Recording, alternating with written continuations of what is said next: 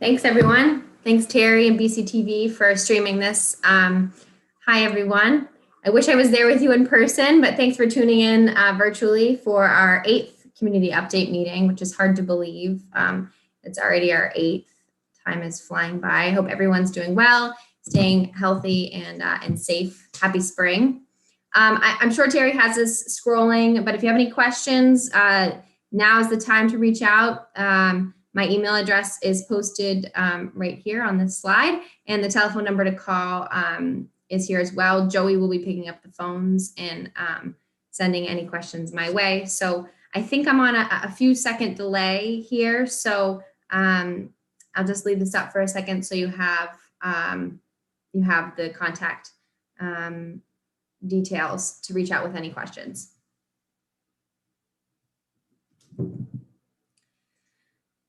So today I'm going to cruise right through a recap of our mission and objectives because if you've joined any of our previous update sessions, you are probably sick of hearing me say what our mission and objectives are. So I encourage you, if you haven't had the chance to tune in with us before, to check out BCTV's website, which has a link on the left-hand navigation side for The Edge.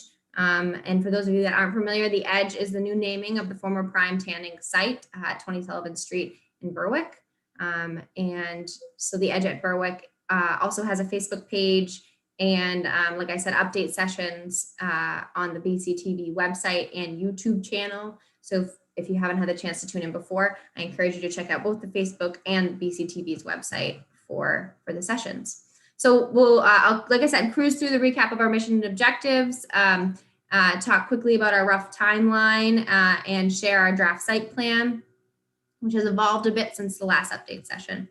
So like I said, if you have any questions or comments now, or if you're watching this after the fact, it's never too late. So feel free to reach out to myself vis-a-vis our telephone number, which is 207-839-2744, and it should be scrolling on your screen, or my email address, which should be there as well. And if it's not, it's jasmith@greatfallsinc.com. So like I said, I'm going to cruise through our mission and objectives right here and what we've heard at the last update sessions. And our timeline, I have gone in detail about it in past update sessions, so I'm going to cruise right through. The only thing I want to highlight on this slide is that Great Falls Construction purchased the property on October 31st, 2019. And since then, we've been working real hard to have conversations with the community and also to develop a great vibrant village center down there for Berwick. And so we're excited to talk further about what that entails. So looking back continued, we've really just spent a lot of time on the site plan with our engineering firm. We're working hard with the civil engineers to lay out the site. We think we've got a pretty good sense of what that'll look like, and which I'll share here in a moment. We're also working with architecture firm to get some rough elevations together. And so right now we're really focusing on the horizontal site plan, and that'll evolve and is evolving as we speak into a vertical site plan, which will really help define a bit more about the site as we're looking at it vertically. So I'll take a pause right here on this slide. January 7th, we went to planning board for our initial sketch plan application. If you missed that meeting or weren't able to attend virtually, it should be a link on BCTV's website under the planning board for that date. And so I encourage you, if you're interested, to take a look at it and see what was presented.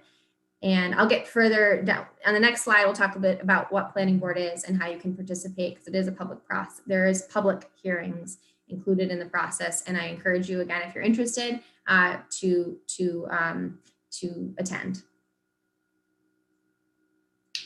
So back in February, we submitted and got our demolition permits for the site. If you've driven past the site lately, you've noticed it looks a bit different now. We've demoed 2 buildings and are currently working on sorting and cleaning up the debris from the buildings. And so if you haven't driven by, I encourage you to check it out.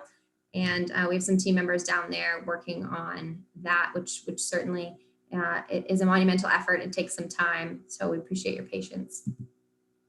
So let's, I'm going to jump right to looking ahead. Today we're at our 8th community update session for the spring and into the summer. We're working on continuing to sort and clean up the buildings on site. As you can see, there's a lot to do, but we're excited about the progress and the momentum for this for the demo of the buildings, and looking forward. We're excited to really get going on some new stuff there, but certainly it takes some time to get rid of the old before we can bring in the new.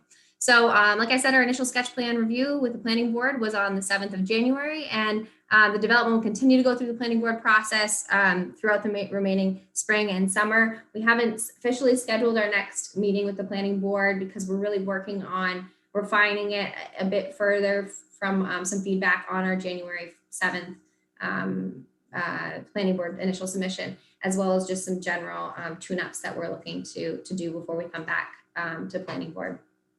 So our goal for the summer and fall, midsummer, maybe mid-July right now is what we're aiming for, is to submit our permit to the Department of Environmental Protections, otherwise known as the DEP.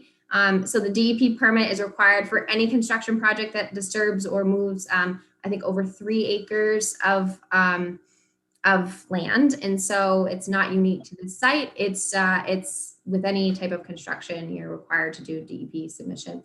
And right now, the wait period for that, to get that back before you can really do anything new on the site, is about 6 months. So we're hoping it goes quicker, but sometimes those things just take time, and it's part of the mandatory approval and permitting process for us to move forward. So, but on a parallel course, we'll be looking to apply for a renovation permit for the existing L-shaped building. So again, if you drive past the site, you'll notice there's one building remaining, and it's that L-shaped building that is that fronts on Sullivan Street and is next to the block of the buildings where Subway and other businesses are located. And so we'll be working on some renovations with that. That's separate from the DEP permitting process because it's less than 3 acres and it's a renovation as opposed to new construction. So I'm just gonna move my, so that pushes us out to, we have to get approvals, obviously, from the Berwick Planning Board as well. And if you're not familiar with the development or construction process, there's certainly some, permitting and planning that happens before we can really do anything new on the site. I will say that the L-shaped building is a little bit different because it's a renovation project and not new construction. So the permitting and process is a bit different and can go a bit quicker than the rest of it. So you might see us get started on that sooner rather than later. And really I wanted to emphasize at the start of our construction on the L-shaped building, we're working with the architect right now to get some drawings together in order to send them to the State Fire Marshal's office, which is a requirement for any construction. And that takes a bit of time, but the catalyst really for us getting started on the renovation there will be some interested tenancies. And we certainly are in conversations with some businesses. But that building in particular will have, right now, I think it's 5 to 6 spaces available for commercial offerings. And so if you're interested, or if you know people interested, I encourage you to have them reach out to myself or my colleague, Becky Parker, who's on the call as well, as we have been talking to interested tenants and really want to get some things firmed up so that we can really get started in earnest on construction and feel comfortable about the fact that people will be moving in there. So we have no concerns about people being interested in it. We just are getting to the point where we're ready to move things forward. So that's really exciting progress, I think. So I'm going to pause right here. The blue box in the upper right-hand corner. I know James couldn't join us today, but the planning board, if you aren't familiar, again, for those of you that watched previous update sessions, my apologies for sounding like a broken record, but I encourage you to take some time if you're interested in being involved in the planning board process for this project. You certainly can be, and I encourage you to check out on the website or give the town a call and ask for James Bellissimo, who can really help you understand how best to be involved in the planning board process. It does include public hearings. And so again, I encourage you, if you have any feedback, questions, comments, positive, negative, I encourage you to join. That's the best way to do so. It's a good way to be involved and to really have a say in what happens down there. So and aside from the planning board process along the way, there's countless opportunities for the public to be involved. And if you have any questions, comments, feedback, I really, really encourage you to reach out. If I don't hear from you, I won't know how you feel. So I appreciate it if you reach out, and would love to talk to you about it. My telephone number is down at the bottom of your screen, 207-839-2744. And I appreciate it. So I'm going to pause right here and see if I've gotten any notes for questions. Give folks a second.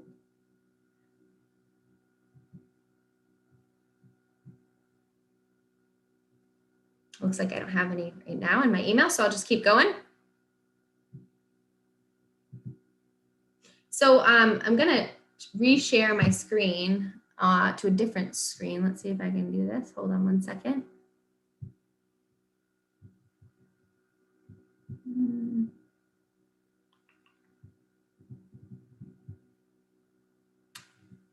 Steve, can you see this? Can you give me a thumbs up if you can see it?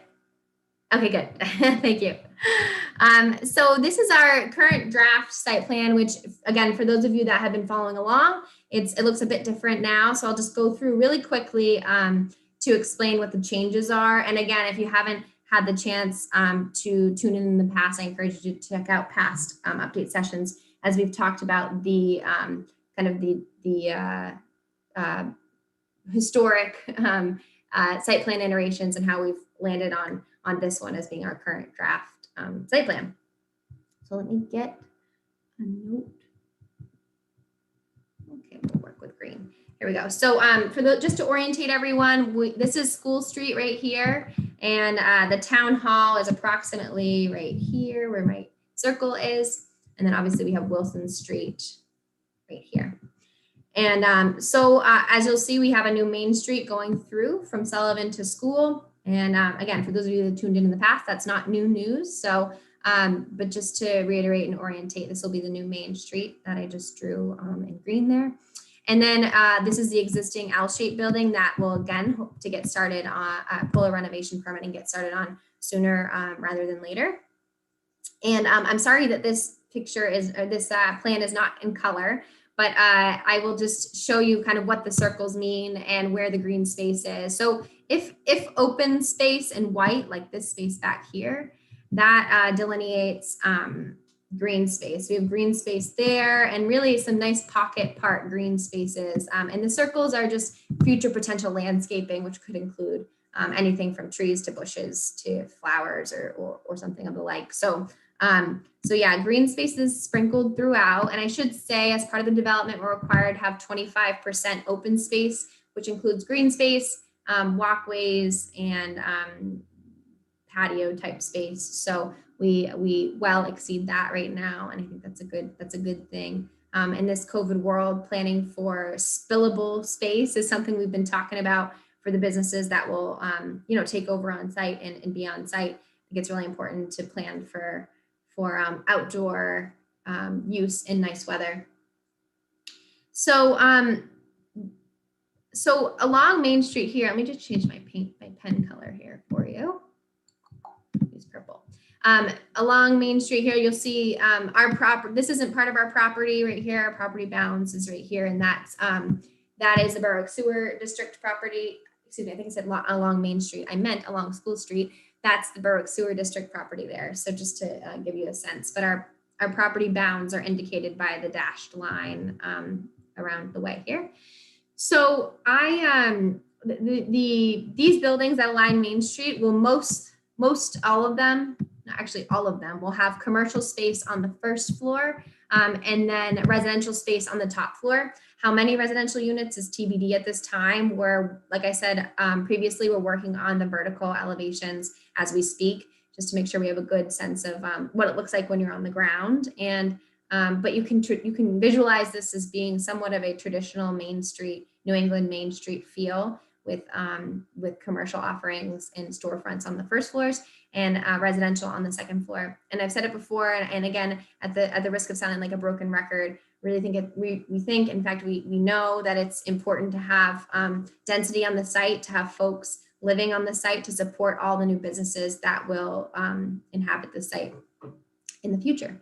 So that's something that we're working on right now, just figuring out the right mix of that as it relates to everything else on site, inclusive of parking and green space and where the roads will be. And so there's a lot of moving parts. And so we're just working with our engineering and architectural teams to make sure we're hitting the right balance and making sure it'll be the most successful for everyone when it's time to develop the site.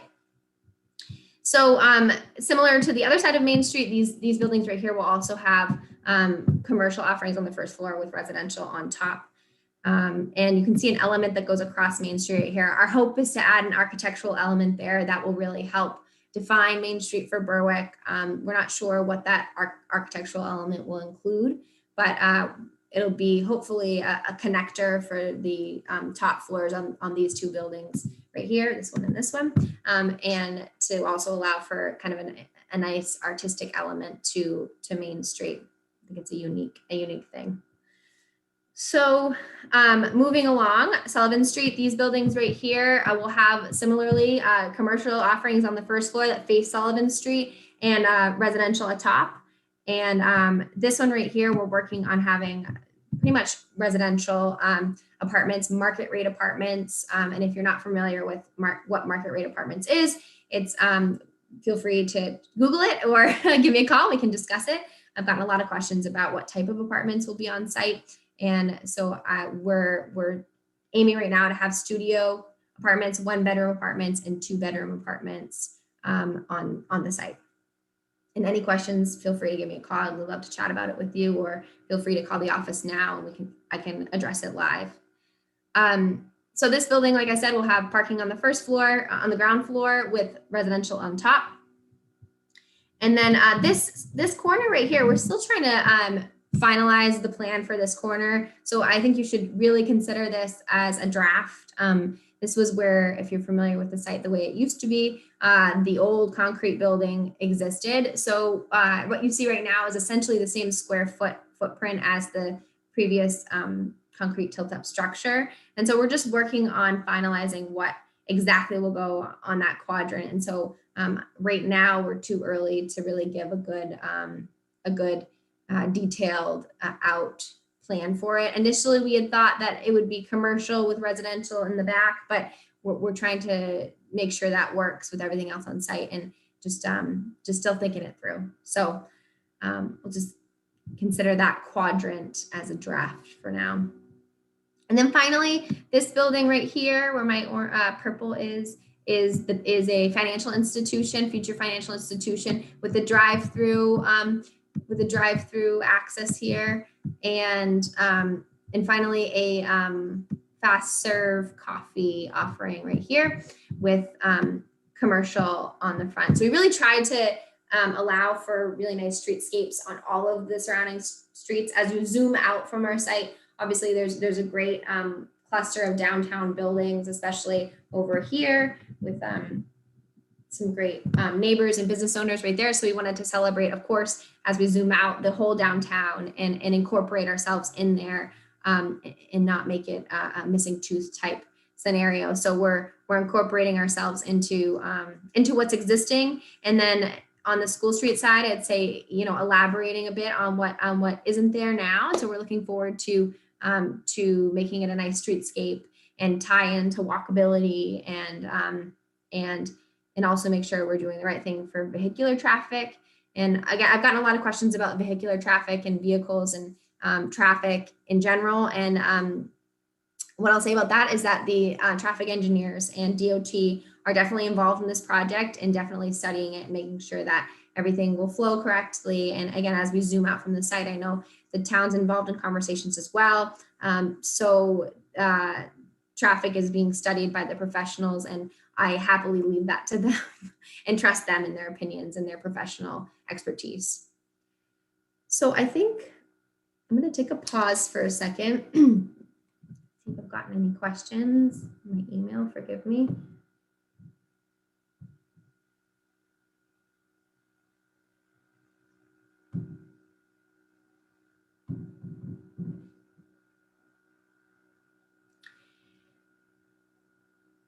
Looks like I don't have any right now. So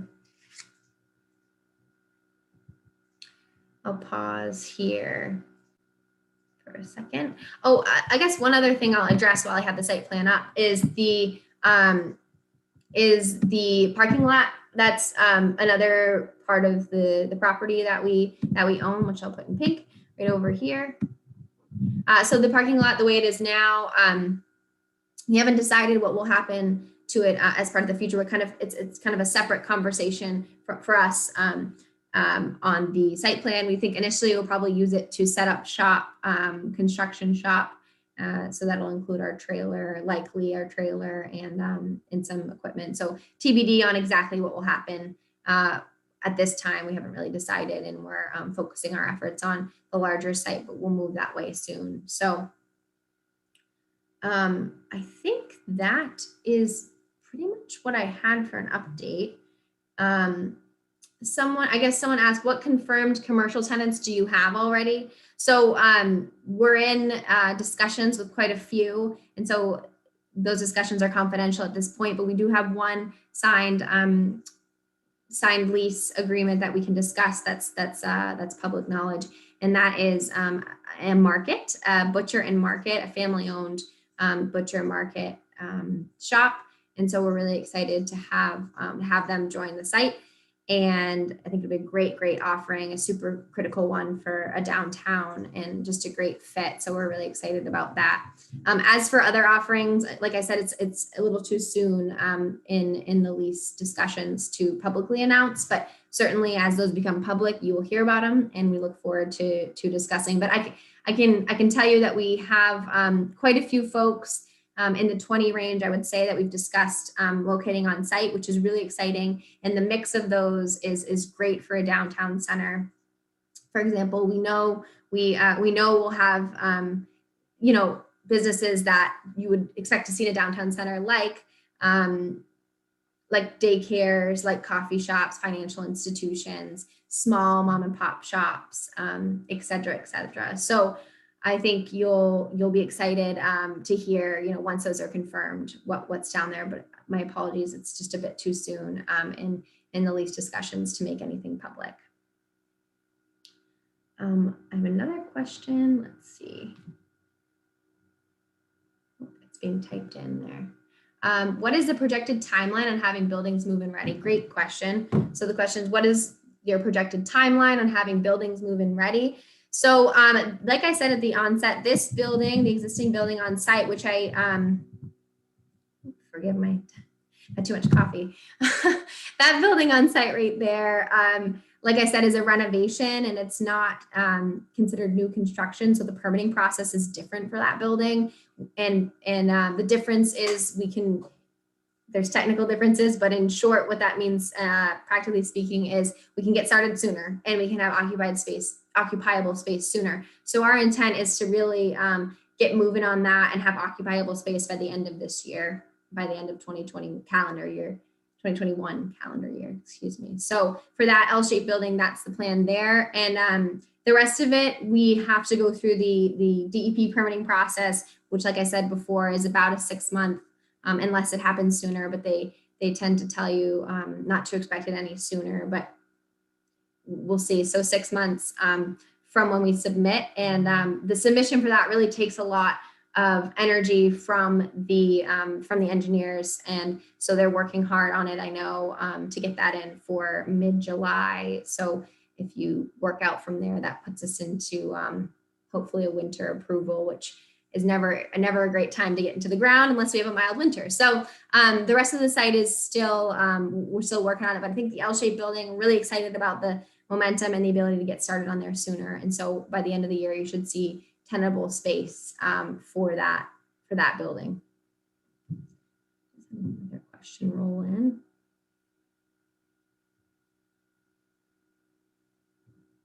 The new building proposed along Sullivan Street seems too close to the street. A little more setback would allow for wider sidewalks and be more pleasing. So I think what new buildings proposed along, so we're talking about these buildings here, I'd assume this one, and this one, and this one.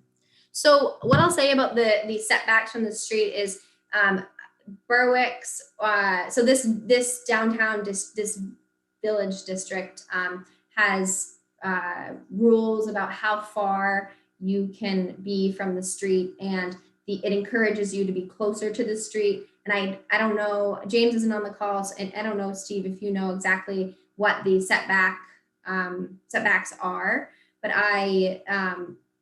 sorry, I don't have that off the top of my head, but it encourages you to get buildings closer to the street so that it creates that kind of nice downtown feel and less of a suburban type feel off the roads. So I don't know exactly how far those are off the roads, but when you look at this site, it looks big, but as you're designing it, it gets smaller and smaller and smaller. And so to accommodate what needs to be accommodated on the site to make things work, we have to fit in kind of what the buildings that we have. And so we're working on just, what the right mix of those are, and also having to meet the parking requirements, et cetera, et cetera. So I think they look close, but if you zoom in, they're really not. I know that this is an 8-foot sidewalk right here. And so I would assume this is close to 8 feet from the sidewalk as well here. And that's purposeful. That's on purpose to make it feel more like a downtown vibe. And again, I encourage you to check out the ordinances in Berwick, because they specifically address how close or far they'd like buildings from the street. Again, with the purpose of it, the encouragement being closer to the street. And then the intersection of Sullivan and Wilson creates traffic problems. If the buildings were set back more or the building at the corner was angled, traffic visibility would improve at the intersection. So great comment. Like I said, the traffic engineers really have a very close eye on intersections and what the implications of intersections are and visibility. And so they're analyzing the site plan and definitely involved in the conversation vis-a-vis our engineers. So they will comment with their professional opinion on visibility and let us know if we've missed the mark or if it meets what it needs to meet in order for people to safely navigate the intersection. And your comment on the traffic building up, I've heard it, like I said, the traffic engineers are really studying not only the surrounds of the site, but as a zoom out from the site, the surrounding areas, and any impact traffic will have or already has as a problem, and we'll address it. And I think the town's also involved in conversations about intersections not related to this development, but that are nearby. And so I have no doubts that the professionals will weigh in on it and help us evolve the site plan out of its draft form into final form. But thanks for the feedback on that. So what is a total green space with walkways subtracted? So that, I don't know off the top of my head. I do know that the open space requirement right now is at 40 to 45% of the site is considered open space, which includes any sidewalk space, which will also be, like I said earlier, be utilized for spillable commercial offerings. So like I said, with the 8-foot sidewalks, those are definitely wide enough to meet both ADA requirements and have spillable bistro tables or the like for future businesses. So I don't have a count of the green space as it relates to open space, but I think the two are one and the same, because they're usable as outdoor space for the businesses and the people that frequent the site, the public that will frequent the site. So I think that, like I said, that number is about 40 to 45% of open space right now. Does this design support alternative transportation? So I'm going to assume that alternative, by alternative, you mean buses and bikes, et cetera, et cetera. And the answer is yes. We are in talks with the surrounding bus folks about how, how this site might impact future use of the bus, which we hope it will do so in a positive way, and it'll be utilized, as such. Bikeability, obviously, that's something that's we're looking at and that we're discussing with the engineers about the width of the street and how best to navigate. So certainly, and then obviously, like I said before, the walkability is super important, and we want to make sure we tie into what's existing as we zoom out, and if not existing yet, what is planned to exist in the future. So those conversations are certainly happening, and we're excited about that. I will say, and maybe this is something that ties into transportation as a whole, is vehicular traffic and the parking on site. And parking is always something I get questions about. And I'll coin my dad John's phrase of, if you go to a place that doesn't have a quote unquote parking problem, are you excited to be there? All the places where we like to be have parking problems. And if you go to Portsmouth, or you go to Portland, or any of the surrounding village centers, the parking will be something you have to think about, and something that will, you'll have to navigate.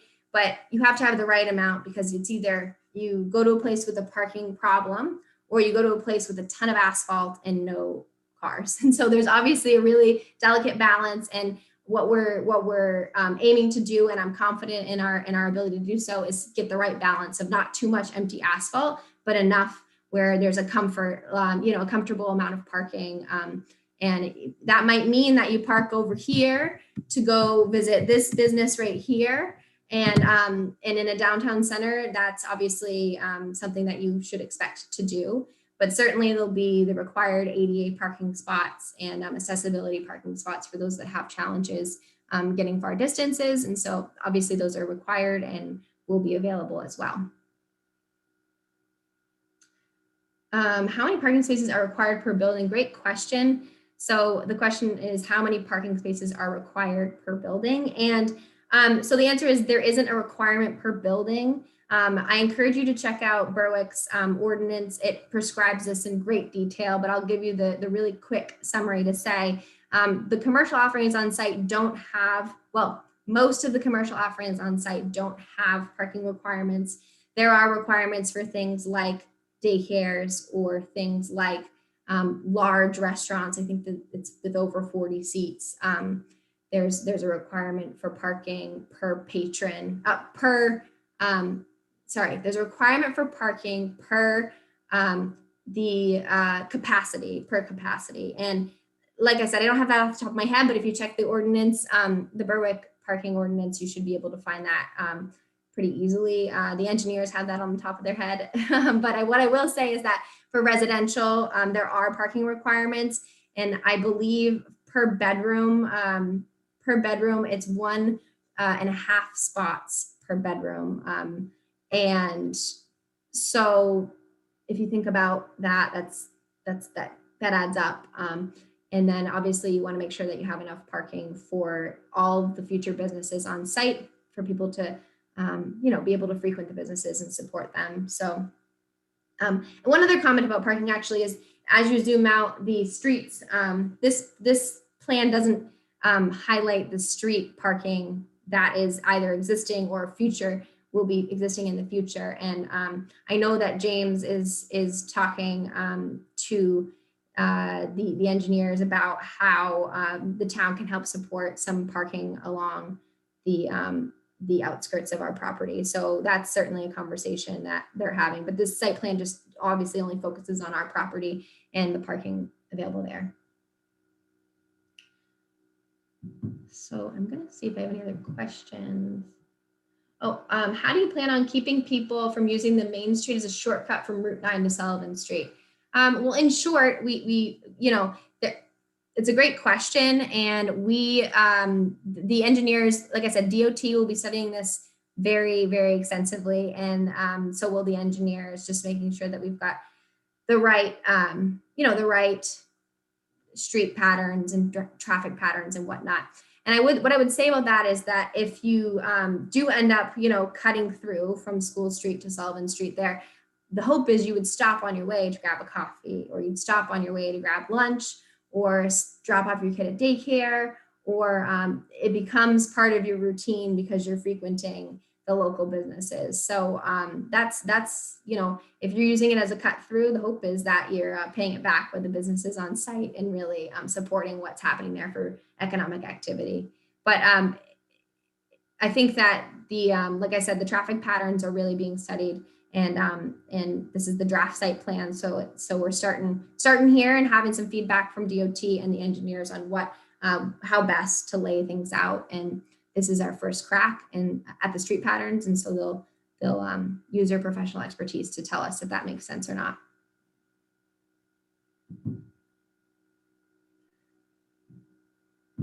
So I don't have any more questions. I'll wait a minute because I know I'm on a delay here. So I'll wait a second just to see if any more come in.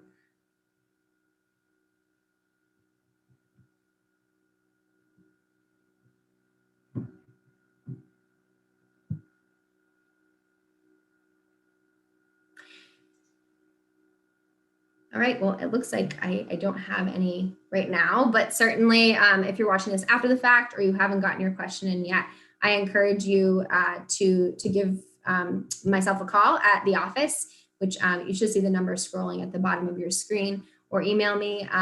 It's not too late to have conversations, and I look forward to talking to you and answering any questions you have or suggestions. I love to hear them, love to talk to you.